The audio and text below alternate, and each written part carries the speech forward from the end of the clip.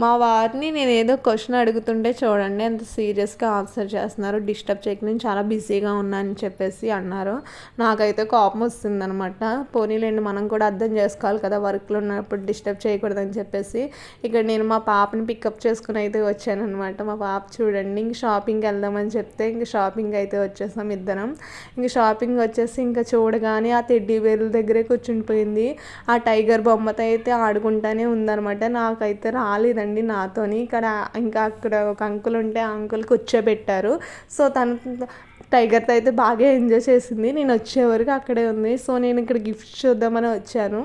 నేను తీసుకుందాం అనుకున్న గిఫ్ట్ అయితే ఇక్కడ లేదు. సో నార్మల్గా అన్నీ ఉన్నాయి.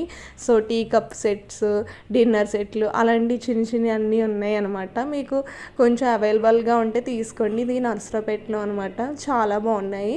ఇది పెద్ద shop, A to Z shop. ఇంక మా పాప చూడండి భలే ఆడుకుంటుంది. వీడియో అయితే నచ్చితే సబ్స్క్రైబ్.